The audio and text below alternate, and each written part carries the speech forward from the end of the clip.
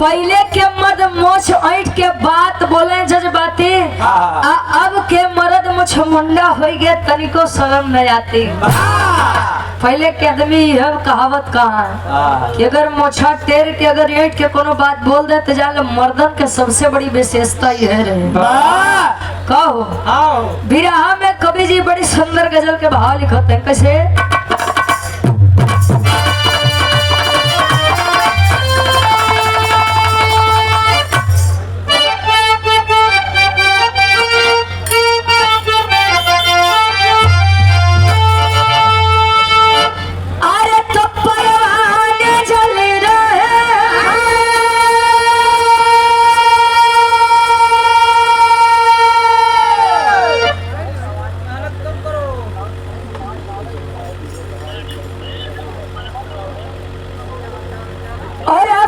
Guardian जी विजय बहादुर गौर जी, दुल्हन रानी के आप बड़े पिताजी, आप गार्जियन जी के द्वारा सुंदर माला और 200 रुपए का सम्मान। बहुत बहुत धन्यवाद। आशीर्वाद के चारे की हम बच्चे अपनी कला में कामयाब रहे और यह खुशी का माहौल है जहाँ पर मिलना बिछड़ना दोनों होगा। तो इसीलिए आप सभी को तहे दिल से धन्यवाद है, बधाई है और यह कार्यक्रम अच्छे से बीते यही हमारी इच्छा और दिली कामना है ईश्वर से भी। लड़का कोनो लड़की के गए देख के कोनो मन चला लड़का रहे। कैसे?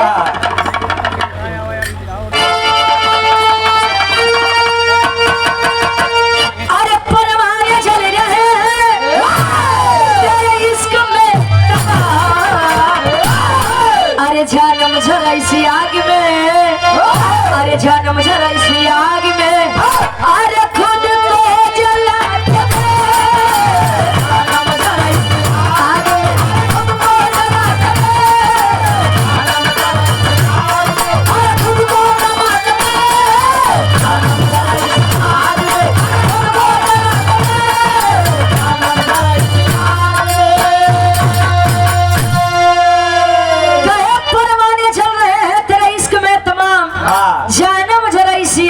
खुद को जला के दे। लेकिन कभी जी एक लाइन लिखते हैं वीरन खातिर कैसे? अरे बोला है वीर बघेला,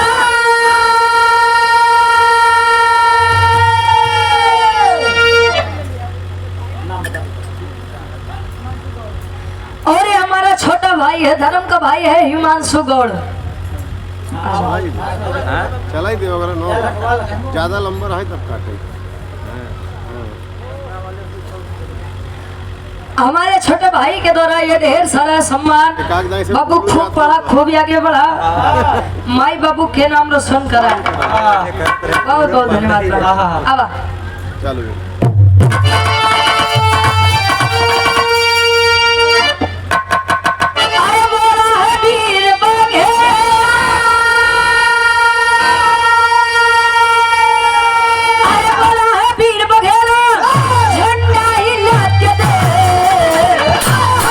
हट जाएगा समर से, अरे हट जाएगा समर से, अरे पंजा मिला के दे, हट जाएगा समर से, अरे पंजा मिला के दे, हट जाएगा समर से, अरे पंजा मिला के दे, हट जाएगा समर से। कहे बोला है वीर बघेला झंडा हिला के देख, हट जाएगा समर से तू पंजा मिला के देख। मर्दन के सबसे बड़ी बात है आपके हम बता दें, वीर चाहिए तब के होखम, वीर चाहिए आज के होखम। अब ऐसे तो बात है कि कलयुग चलत बात तो कलयुग में वीर है ये नहीं यहाँ भाई, वीर हर जगह है। बस अच्छा पहले के लोग कहा कि जब सतयुग चलत रहे तो देव और दानव अलग अलग लोक में रहा। जैसे गुरुजी मृत लोक, स्वर्ग लोक, पाताल लोक, दुनिया भर के लोग के बका हो। सतयुग में ऐसा रहे, त्रेता जब आया तो देव और दानव अलग अलग देश में रहने लगे। राम जी हो गए, रावण जी हो गए। त्रेता युग जब आया, त्रेता युग के बाद द्वापर युग जब आया तो द्वापर युग में देव और दानव एक ही घर में निवास करने लगे। से पांडव कौरव हो गए गुरुजी। लेकिन सोटिया कलयुग आया इस कलयुग में देव और दानव एक ही शरीर में निवास करने लगे। कुछ कोई आदमी कहते हैं कि यार इंसान के रूप में देवता है, अब कुछ का कही है कि साला इंसान के रूप में हैवान है।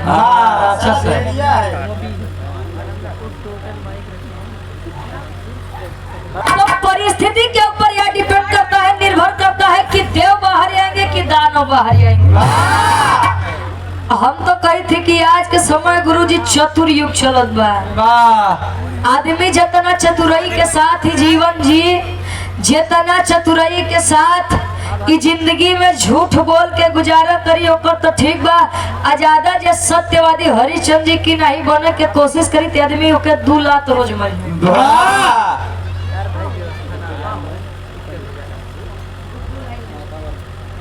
Guddu line man Budhopur power house, आप हमारे गार्जियन जी के द्वारा सुंदर माला और 100 रुपए का सम्मान, बहुत बहुत धन्यवाद। आशीर्वाद के चारे के मचे अपनी कला में कामयाब रहे, ईश्वर की कृपा आपके ऊपर बनी रहे। कहानी क्या कर बा, कैसे बा, ये मेरे कलयुग की कहानी बा। कैसे कहानी के शुरुआत बा।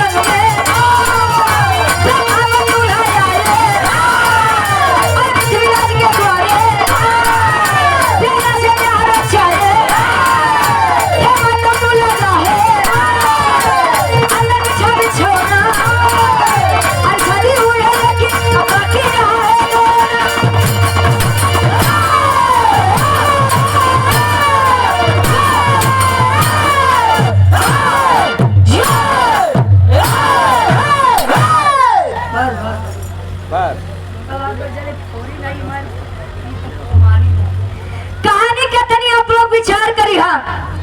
कहे जो शान के खातिर मरता असली वीर वही है। पहले के पुरनिया कहा कि रघुकुल रीति सदा चली आई, मेहरारू पर जुल्म रहाई। मेरे लोगन के कुल विपदा खाली तू ही समझबे करत है। वैसे के करे ऊपर दुख तकलीफ हो, सीता की देखिए और बड़खा की देखिए, और न विश्वास से तारा लगे जाए की देखिए। अच्छा वो नहीं भरोसा हो तो मंजित भैया मेहरारू से पूछा। अच्छा काहे इनके मेहरारू से पूछबा। इनकर माई है।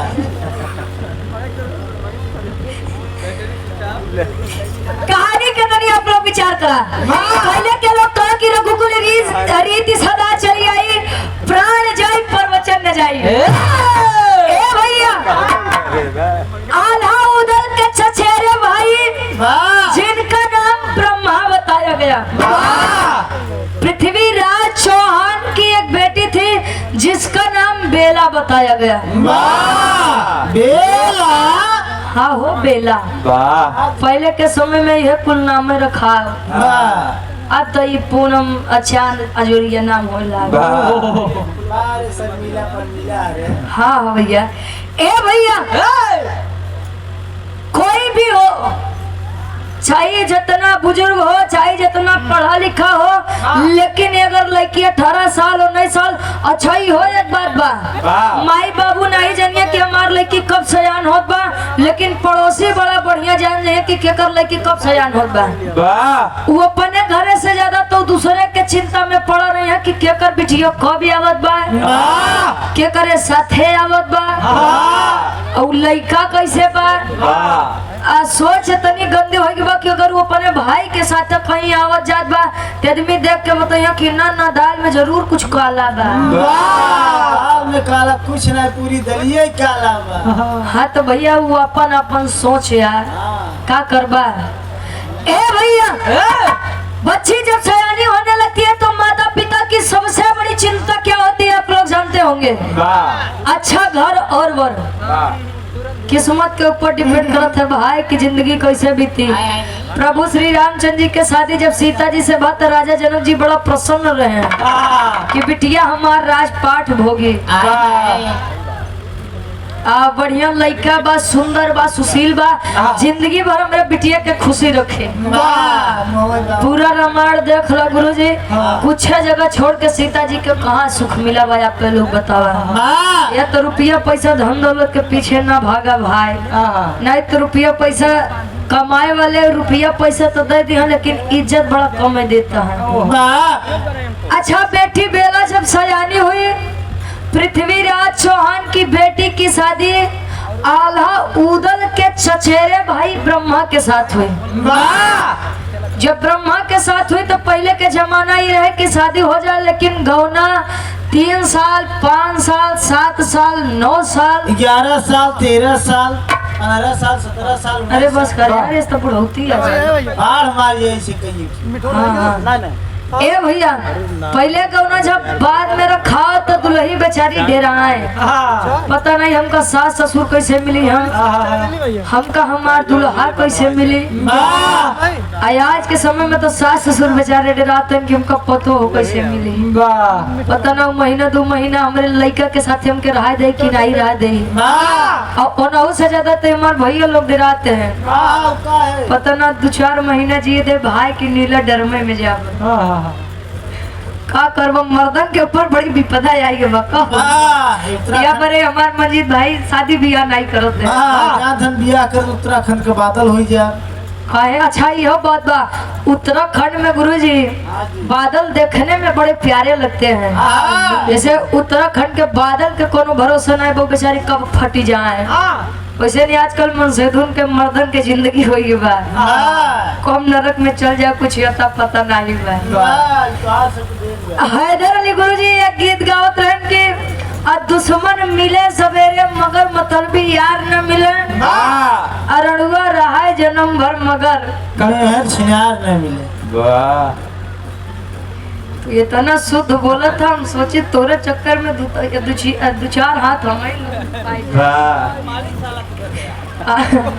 ए भैया तनी विचार करिए। अच्छा लोग कहाँ सही बात बा, जीवन अकेले काट लो चले, लेकिन कहो जवन मेहरारू नीला ड्रम में डाला है आप काट के टाइल्स के नीचे तो है डाल दे, या मेहरारू से बढ़िया बक्की बियाह नहीं हो। कंपनी की तो हार। हाँ तो ठीक बा, तू लोग कम थोड़ी यार। अबे बताओगे भैया कि रघुकुल रीति सदा चली आई, मेहरारू पर जुलुम ढाई। वो अपन बताओ था कि मेहरारू को अब समय आई बा पारी। ए भैया अच्छा गवना का दिन रखा बा यार, मोहब्बत से आधा उधर ब्रह्मा अपन गवना सजावत है कि गवना लावे के बाबेला के चलते तले पृथ्वीराज चौहान दिल्ली सल्तनत को संभाला है। तो पृथ्वीराज चौहान एक ऐलान कर दिया, और पृथ्वीराज चौहान का एक बेटा था जिसका नाम ताहर बताया गया। ऐलान का बा एक लाइन गीत लगत बा कैसे।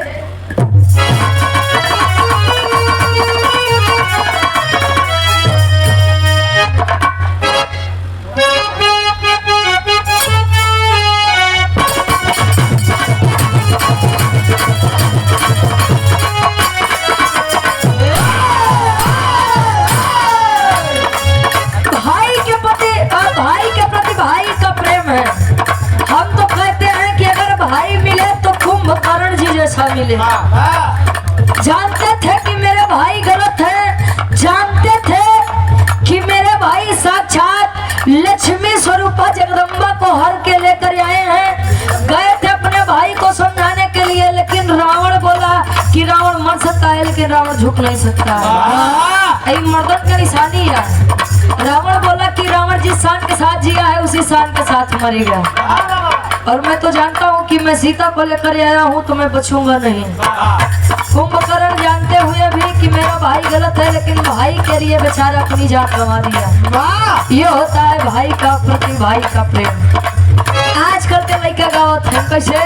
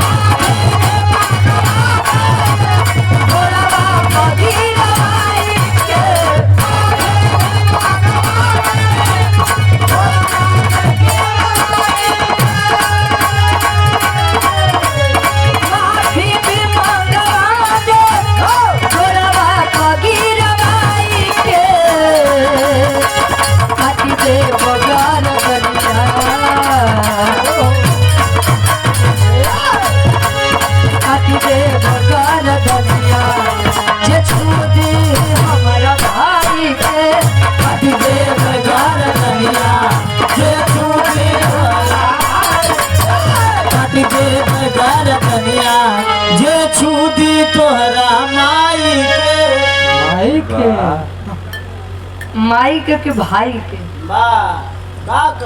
भाई के कहे यार। हम सुना तोरे माई। हाँ वैसे ठीक है बा, तोरी जैसा देवर मिल जाए तो भौजाई के कल्याणों हो गई रहा। हाँ कम से कम तो। और आप सम्मानित पूज्य गार्जियन जी, आप श्री रामचरण यादव जी बघवारा के ऐतिहासिक सरजमी से पूज्य बाबूजी के द्वारा 100 रुपया बहुत बहुत धन्यवाद। राम अवध यादव बघवारा।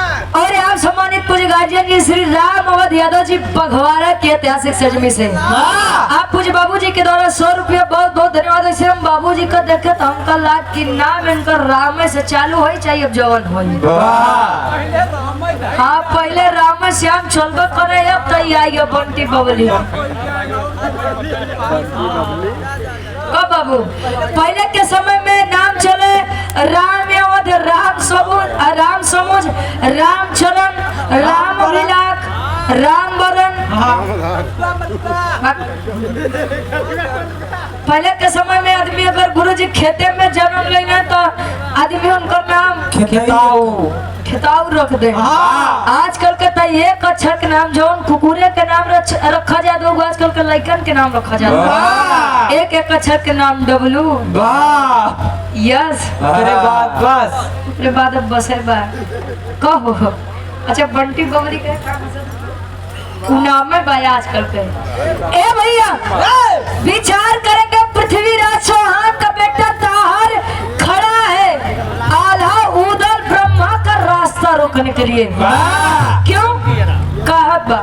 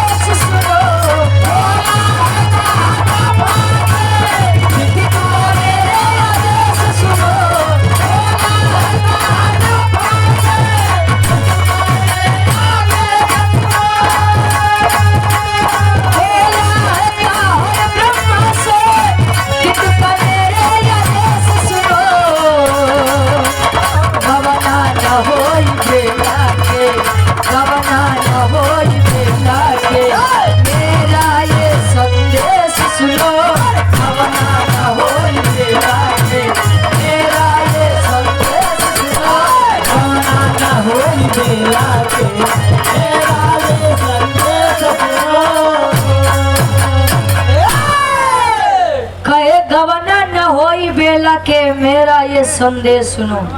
ए भैया ताहर आदेश किया है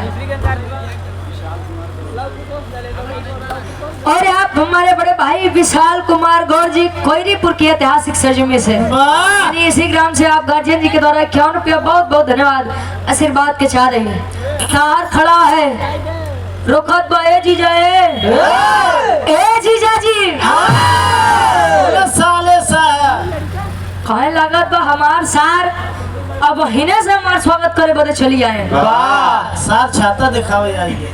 लोग कहा है पहले के समय में और याजक के समय में कि सारी खुदाई एक तरफ लेकिन जोरू का भाई एक तरफ। सार बहनोई के रिश्ते बड़ा बेजोड़ होता भाई। ए भैया कहाँ रुकत बा ए ब्रह्मा जी, रुक जाइए। आप ब्रह्मा लखोते न रे, ये हमार साले साहब दूरिये से काहे आवाज देते है। लागत बा कोनो वीआईपी व्यवस्था बखा हो। कहे कि जीजा जी कहाँ बोला, कहे कि बेला का गवर्नर नहीं होगा। कहे अभी आप लोगों ने तो चिट्ठी भेजा था कि बेला का गवर्नर होना है और इसीलिए मैं अपनी धर्म पत्नी को लेने आया हूँ। तब गवर्नर काहे नहीं हो। कहे कि गवर्नर एक शर्त पे होई, कहे कौने शर्त पे, कहे अगर बेला का गवर्नर ले जाना है तो आपको राज दरबार में सर झुका करके जाना पड़ेगा। और आज हमारे गार्जियन जी सुभाष चंद्र गौर जी कोयलीपुर की ऐतिहासिक सरजमी से आप हमारे बड़े भाई के द्वारा 51 रुपए का सम्मान, बहुत बहुत धन्यवाद भैया के आशीर्वाद के चारे की उम्र अपनी कला में कामयाब रहे। आइए। और ये हमारे बड़े भाई हैं अमित कुमार। अच्छा जूता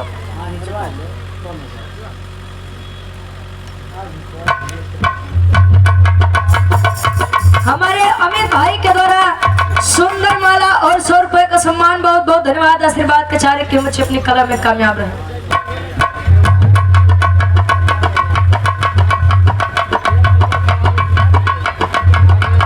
भाई ब्रह्मा एक वीर पुरुष आल्हा उदल के सामने तनी बात अब जान ले, घोड़े लाग मुड़े बुतान गुरु जी। मतलब अब एकदम गुस्सा कपारे पे चढ़त बा। हाँ कि एक सार के देखो एक तो हमें कर बहनोई बिटियाई हमारे घर भी आए हैं, सर इनके झुकावे के चाहिए, हमके कहते कि हम सर झुका के जाइए। कहे चाहिए बतावा अगर तोहार बहन हमारे मेहरारू बो के हम नहीं रखब के रखे सार तू तोहार बाबू। अच्छा ये तनी बतिया जब होत बा तो तार कहे कि पिताजी पृथ्वीराज चौहान कई बात रहे, अब कहा अब तू जाना हमार बाऊ जाना। हम बाऊ का जन्म साथ आज तू है संदेशा तो तू लेके आए हैं, युद्ध के लिए ललकारे हैं ब्रह्मा आल्हा उदल। तार कहे कि रुक जा तू 3 आदमी हम अकेले कैसे होई। ऐसे ना हो, ऐसा ना थोड़ी होई। तू लोग हारे रुका, हम अपन सेना बटोर ले गुरुजी, तब तो बराबरी में ये तो होई हो। अच्छा सेना इकट्ठा करके ताहार लगा बाह फुलावे रजा आवा तो खिच के करे केतना जोर बा। कहत बा कैसे एक लाइन गीत लगत बा, शादी विवाह में एक माई बहन लोग बा।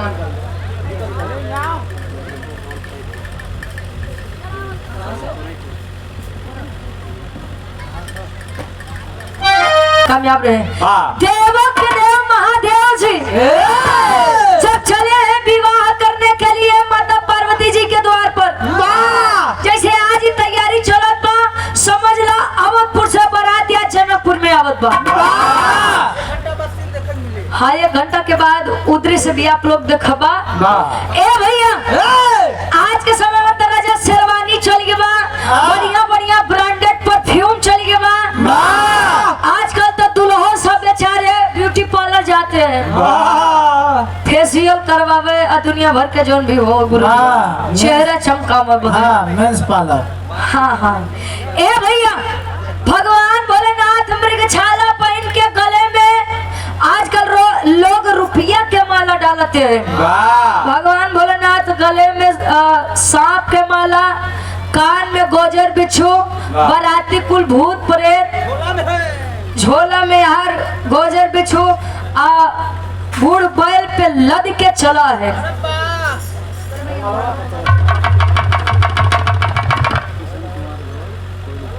किशन कुमार गौर जी कोयरीपुर से आप गार्जियन जी के द्वारा 51 रुपया बहुत बहुत धन्यवाद आशीर्वाद के चाह रही ए भैया बारात लेके भगवान भोलेनाथ पहुंचते हैं मई महीना भी होश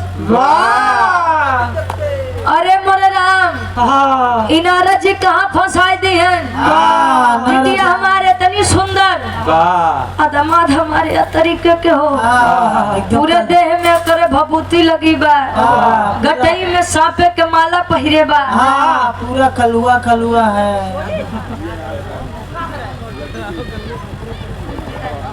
अच्छा और यार सम्मानित पूज्य गार्जियन जी आप श्री जिया लाल गौर जी हमारे गार्जियन जी और लड़की के आप बड़े पिताजी ये सुंदर वाला 100 रुपया बहुत बहुत धन्यवाद आशीर्वाद के चार के मुझे अपनी कला में कामयाब रहे माई मैंने एकदम परेशान बेचारू जब होश कहे नारद जी बड़ा गलत किया बतावा हमार फूल इस बिटिया इनके साथे कैसे रही हो माई पार्वती जी समझावत है माई जब प्रेम हो जाता तो सब आदमी बढ़िया लागत है कुल माई पार्वती के सखी सहेली देख के विचार करत है अरे बाप रे बाप कैसन दुल्हा बा कैसन बराती है हो का तन कैसे लोग गावन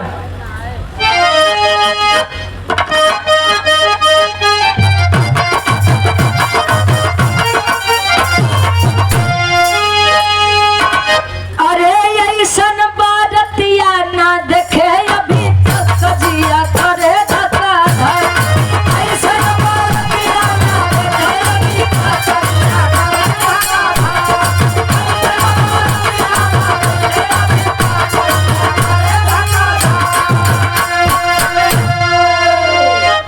ऐसन बारतिया ना देखे अभी तक सजिया करे धक्का धक कैसन बीती हो अगर आज के समय में अच्छा ही अगुआ गुरुजी अगुआ अगर चाहिए भाई तब बियाह करवाए में अगुआ से बड़ा बढ़िया के होइए नहीं बा लड़का अगर काना हो तो कर बियाह बढ़िया से कराई देते हैं लड़का अच्छा ही हो एक बात बा लड़का सरकारी नौकरी पर करत रहा है वो कितना करिया हो माई बाबू को यहाँ लड़का एकदम राम बा अब प्रेम विवाह अगर आदमी करत बा लड़का कितना सुंदर रही है काजी निकाल करे अंदर देखे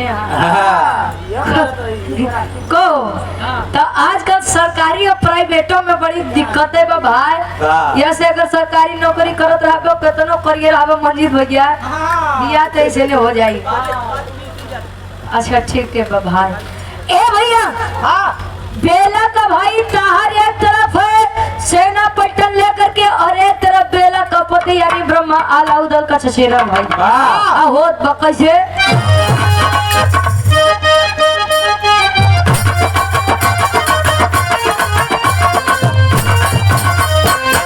अरे आई जवन दुश्मन दे भाई करा के चीर पीर होई आकार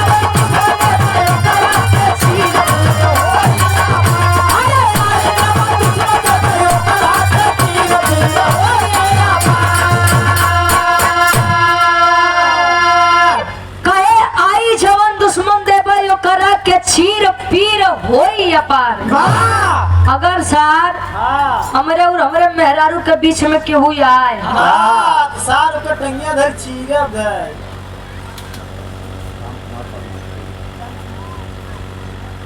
और यहाँ सम्मानित पूज्य बाबूजी हमारे श्री राम कुमार वर्मा जी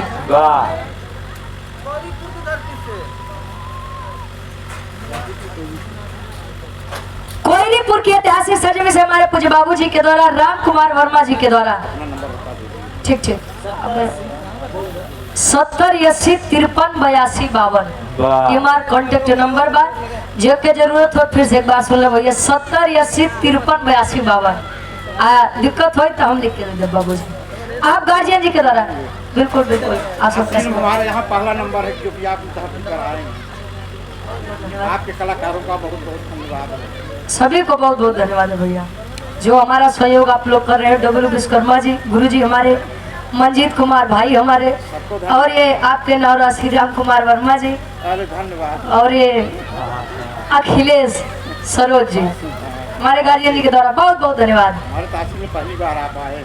अच्छा, आपके तहसील में हमारा पहली बार आगमन हुआ है। सबसे ज्यादा हम धन्यवाद देव जियालाल बाबू जी के, कहे कि उन्हें के आशीर्वाद रहे यह बोलावे में। बहुत बहुत धन्यवाद आप सबके, सभी जनता जनार्दन के बहुत बहुत धन्यवाद। सुंदर माला 201 रुपए का सम्मान, आशीर्वाद के चारे के मचे अपनी कला में कामयाब रहे। ऑपरेटर साहब बेस बोलत बा के देखा। हेलो, ये आवाज दबत बा। हेलो हेलो, और उठाओ लेवल कर बेस कम करके ई वाला बोलत बा कि नहीं भाई।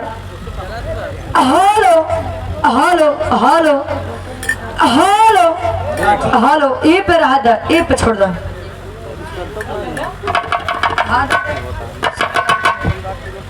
कहे आई जवान दुश्मन दे बड़ो करा के चीर पीर होई अपार। झगड़ा हमेशा तीन चीजी बड़े बाबा गुरुजी, कमान कमान जर जोरू जमीन। अगर पहले के समय में तो सारा दुविधा इतनी रहे कि बियाह करके जाता, अगर केहू डकैत के अगर निगाह तोरे मेहरारू के ऊपर पड़ जाए तो जान लो मेहरारू बड़े झगड़ा हो जाए। अब तार मेहरारू हम काम चाहिए तो चाहिए जैसे चाहिए। अब कहे आल्हा उदल ब्रह्मा जी कहे कि प्यार से कहता तो हम एक मेहरारू को छोड़ ही देते हैं, लेकिन सारे अब तो लोग इज्जत मान मर्यादा के बात करे वैसे तो अपने मेहरारू के ना ही छोड़ब। और सुन लो, मेरी और मेरी पत्नी के बीच में जो आएगा अंजाम उसका क्या होगा जानते हो? बताओ का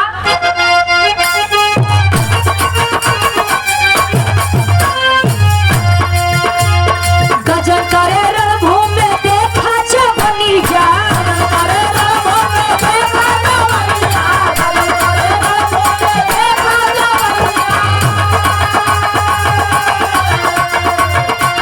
रोकले रोक बनाई ले जावा दुल्हनी जा।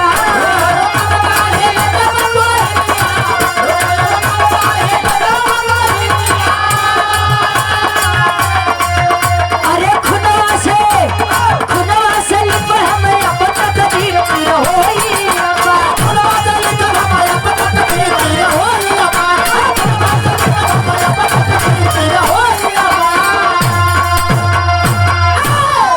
कहे रुकले रुकब नाही लई जाब दुल्हनिया। नहीं मनब चली जा, नहीं तो तोरे खातिर ठीक नहीं होई। अच्छा यार नहीं माना ताहर अपने पिता की आज्ञा के लिए आगे बढ़ा है। अच्छा युद्ध होत बा, युद्ध होते होते गुरुजी मारत काटत मारत काटत अरे बस हो तो पृथ्वीराज के पूरे खानदान में नाश कर।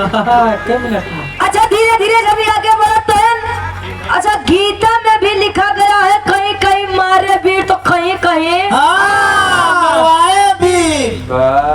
मरवाए भी नहीं मनवा। कहीं कहीं मारे वीर तो कहीं कहीं भागे वीर। जहाँ बल काम न करे वहाँ छल का इस्तेमाल कर लीजिए। कहो अगर भगवान कन्हैया जी छल से दिमाग से हमेशा काम लिए होते, दिमाग और गुस्सा से काम लिए होते तो शायद महाभारत पांडव नहीं जीतते। अर्जुन जी ने भगवान कन्हैया जी से पूछा कि माधव सामने तो अपने खड़े हैं। भगवान कन्हैया कहने अगर सामने अगर ये अपने हैं तो सामने क्यों हैं भाई? अगर ये अपन है तो सामने काहे बदे खड़ा है हो? रामायण सिखाता है कि ये समाज हमारा नहीं है और महाभारत सिखाता है हमारे अपने भी हमारे नहीं होते हैं। कहो समाज अग्नि परीक्षा के बावजूद भी धोबी जी ताना मार दे तो सीता जी के वनवास दोबारा राम जी कह दिए केवल समाजे संतुष्ट करे बदे। हाँ हो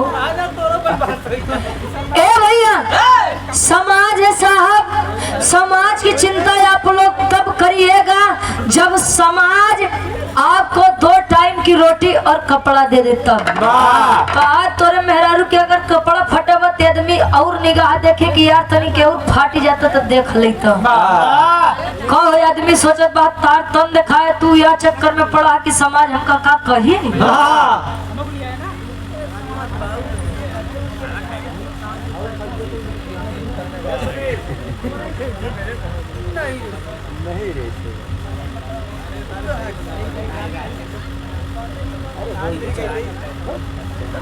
आकाश यादव भैया हमारे पुरई खुर्द की ऐतिहासिक सजमी से सुंदर माला 100 रुपया बहुत बहुत धन्यवाद आशीर्वाद के चाह रहे हैं। इसीलिए समाज की चिंता आप लोग सच में तब करिएगा जब समाज हमको और आपको कुछ दे दे। नहीं तो आजकल माई बाबू के एक आदत हमें आपके बता दें, अगर लड़का लड़की केहू से प्रेम करत है और आए के अगर प्रेम से बताइए कि माई बाबू हमारे खातिर लड़का मत देखा, हम किसी से प्रेम करते हैं और विवाह करना चाहते हैं तो माई बाबू को ये कि चुपचाप जितना जल्दी हो सके एक बियाह करवावा, नहीं तो जान लो समाज में मुंह दिखावे लायक हमको तोका नहीं छोड़।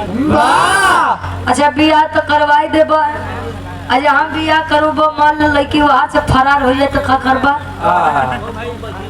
कब भैया आप लोग सोचा कि अगर लड़की बाहर से चली जाए तो क्या कैले बा?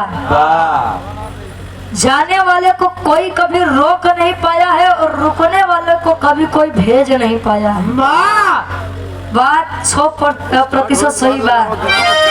अच्छा यार ताहर जब जान गया कि हमसे बरियार बीरियाल उदल ब्रह्मा है, अब हमसे बल से नहीं जीता, अब छल इस्तेमाल करे के पड़ी। छल इस्तेमाल करत बा कैसे? तेरी के भाव लगत बा।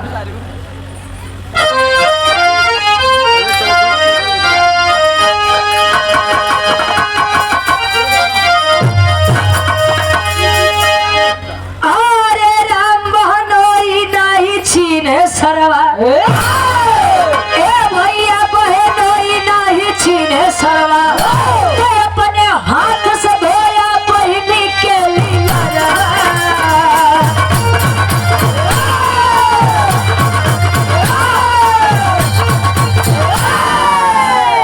कहे अपने हाथ से धोया बहनी के लीलरवा, बहनोई नहीं छीने सरवा। बहनोई के भा ब्रह्मा, सार के ताहर, बेला का भाई ताहर धोखा करत बा। अब हमार चौक के भाव में कवि जी लिखत है अब जे हमार पूजे काका बाबा लोग भैया बिरहा के पारखी लोग भैया तो एक शब्द बंदिश कहा थी लोग। शब्द बंदिश के मतलब जो शब्द से शुरू हुई उस शब्द से वो बंद हुई। ऐसे चौक के भाव लगत बा।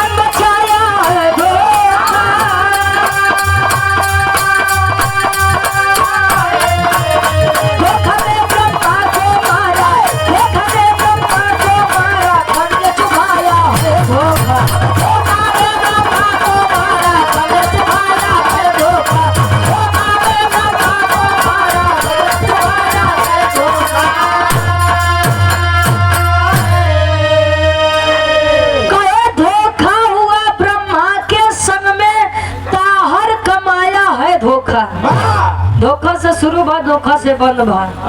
कहे धोखा याद किया न हर छत्री मन रचा है धोखा। छत्री का सबसे बड़ा धर्म यह होता है कि छत्री सदैव सामने से वार करते हैं ना कि पीछे से वार करें। जे पीठ पीछे वार करत हो गुरु जी ओके मर्द नहीं। बढ़िया कहती क्या करवा वो तो है। ए भैया धोखा से खुद की जान तो बचा लिया लेकिन धोखा से अपने बहनोई के पीठ पर खंजर चुभाया है। कहने का तात्पर्य यह है कि ताहर जब जान गया कि मैं इनसे नहीं जीतूंगा, इनके द्वारा मारा जाऊंगा, कहे खंजर वंजर फेंक के कहे रे जीजा जी, ए जीजा, बोला सारा कहे बोला कहे के रे राजू तू तो बुरा मान गया हो। हम तो केवल इतना यजमावत रहे कि अगर जिंदगी में हमारे बहनी के ऊपर केहू के गंदी नजर आई जाए और तू ओकर देखभाल कई लेबा, सुरक्षा कई लेबा कि नहीं कई लेबा। कहे तब क्या इस परीक्षा में आप पास है, चलिए मेरी बहन बेला आपकी राह देख रही है। अच्छा ब्रह्मा जी एकदम अब अस्त्र शस्त्र फेंक दिए, कहन अरे सार हमार लगत रहा सही से परीक्षा लेते हो। चला अब अपने दुल्ही से मिलो, चार बात मीठ बात बतियाऊ, जैसे जलेबी शीरा कहे हमार मेहरारू हमार सेवा करी। चलो तन खुशी हो के यार आला उदली अपने काम में लगा तन कि भाई भौजाई लेके चले बा। अच्छा जब तनी बतिया होत बा अतले निकाला है खंजर पृथ्वीराज चौहान का बेटा ताहर और बेला का भाई आए है साहब, धोखे से वार किया है ब्रह्मा के पीठ पर।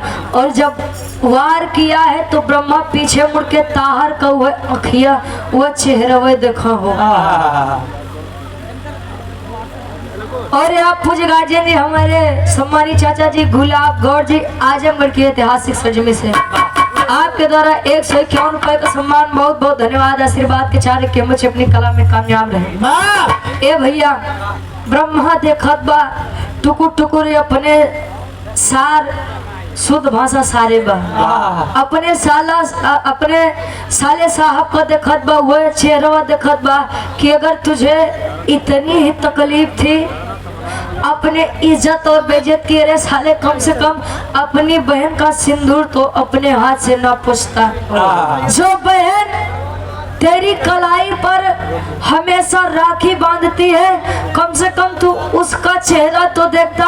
अरे क्या गलती थी उस लड़की बेला की जो आज 16 श्रृंगार करके अपने पति की राह देख रही है, और जब उसे यह पता चलेगा कि उसके पति को छीनने वाला और कोई नहीं बल्कि उसका सगा भाई है, तो सोच उसके ऊपर क्या बीतेगा। लेकिन पहिलन के मर्दन के कहा है कि वो अपने शान के आगे लोगों के दुख नहीं समझे हो। इतना कह करके ब्रह्मा जब दम तोड़ा, गई है खबर राज दरबार के अंदर कि ताहर के द्वारा ब्रह्मा यानी बेला का पति मारा गया। इतनी बतिया जब बेला सुनत बा, रोवत बा, झरझर आंखी से आंस बहात बा, कहत बा उ राज दरबार में सोचत बा, विचारत बा कि मुझसे बड़ी अभागन के हुई। मेरे पति को मुझसे आज ही के दिन छीन लिया गया, और छीनने वाला कोई और नहीं बल्कि मेरा खुद का बाप और मेरा भाई है। रोवत बा कैसे बिरहा के आखिरी तरस लगत बा।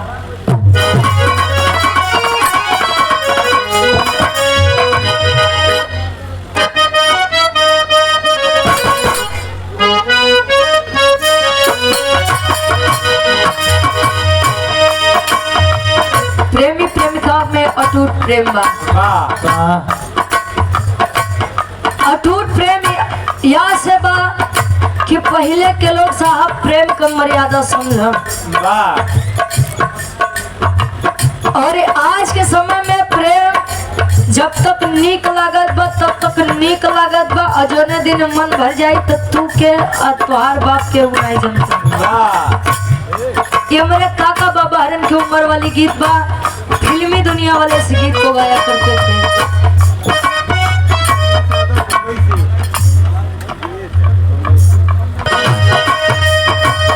तुम्हें दिल से कैसे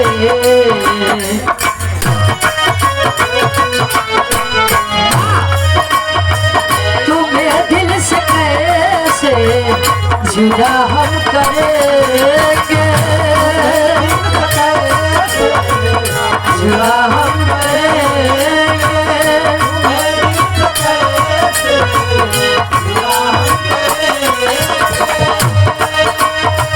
के मर जाएंगे क्या हम करेंगे, के मर जाएंगे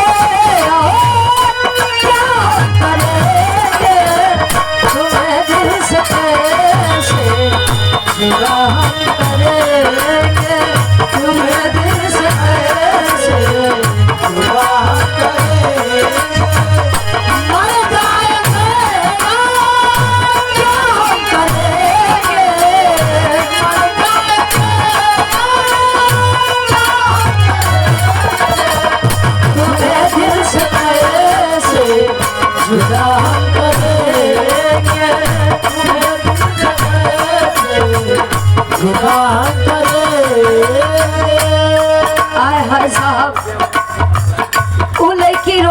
बिलखत बा। और जो पतिव्रता नार होती है, पतिव्रता दुल्हन होती है, उनके लिए उनका पति ही सब कुछ होता है। और ये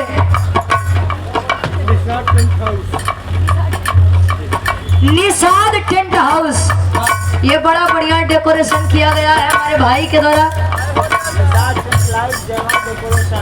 निषाद टेंट लाइट जयमाल डेकोरेशन। किसी भी शुभ अवसर पर हमारे भाई से आप लोग संपर्क करिएगा, निषाद भाई जी से। कोडिया फूलपुर के ऐतिहासिक सज में से